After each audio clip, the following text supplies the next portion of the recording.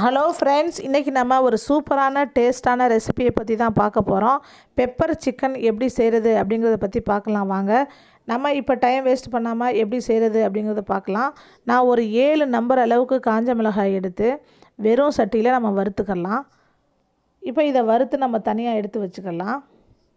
1 spoon கொத்தமல்லி, 1 spoon ஜீரகம், 1 spoon மிளகு, 1 ஸ்பூன் சோம்பு, இது எல்லாத்தையுமே போட்டு நம்ம நல்லா கருகாமல் பொன்னிறமாக நம்ம வறுத்து எடுத்துக்கலாம்.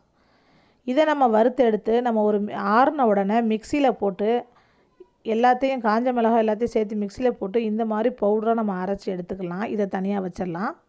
இப்போ ஒரு பேனில் 1 ஸ்பூன் எண்ணெய் ஊற்றி பெரிய வெங்காயம் 1 வெங்காயம் கட் பண்ணி நான் போட்டிருக்கேன். அதை நம்ம நல்லா பொன்னிறமாக வறுத்துடலாம்.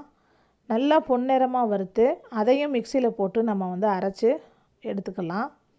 இப்போ அதே பேனில் 1 ஸ்பூன் எண்ணெய் ஊற்றி இஞ்சி பூண்டு பேஸ்ட்டு 1 ஸ்பூன் போட்டு நல்லா வறுத்துட்டு இதில் இந்த சிக்கன் நான் 1/2 கிலோ சிக்கன் அளவுக்கு நான் எடுத்து நான் கழுவி சுத்தம் பண்ணி வச்சுருக்கேன். அதையும் இதில் போட்டு நம்ம நல்லா வறுத்துடலாம்.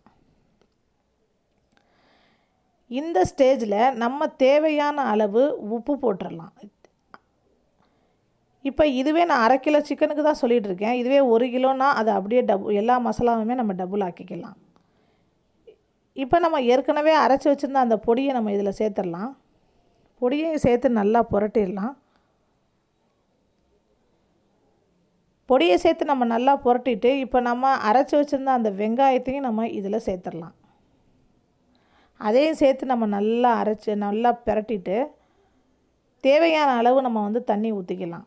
இது 2 விதமாக செஞ்சுக்கலாம். அதாவது உங்களுக்கு கொஞ்சம் சோத்துலேயே பிரட்டி சாப்பிட்ற மாதிரி கிரேவியாக வேணும் அப்படின்னாலும், சப்பாத்தி தோசை இதுக்கெல்லாம் தொட்டுக்கிற மாதிரி கிரேவியாக வேணும்னாலும் நம்ம கிரேவியாக வச்சுக்கலாம்.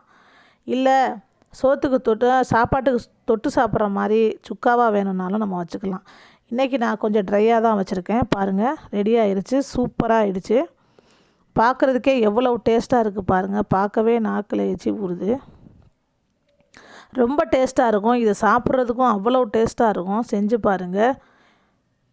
செஞ்சு பார்த்துட்டு லைக் பண்ணுங்கள், ஷேர் பண்ணுங்கள், கமெண்ட் பண்ணுங்கள், முக்கியமாக சப்ஸ்கிரைப் பண்ணுங்கள் ஃப்ரெண்ட்ஸ். இது நம்ம புதுசாக இப்போ நம்மளுடைய சேனலில் சிம்பிளாக எப்படி செய்கிறது அப்படிங்கிற பற்றி தான் நம்ம போட்டுட்ருக்கோம். எல்லா சமையலுமே சிம்பிளாக தான் நம்ம வீட்டில் இருக்கிற பொருளை வச்சு செய்கிறது தான் நம்ம போட்டுட்ருக்கோம்.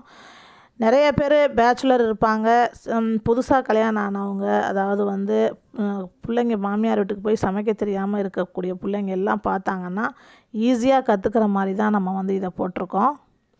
அதனால் எல்லோரும் செஞ்சு பார்த்துட்டு கமெண்ட் பண்ணுங்கள்.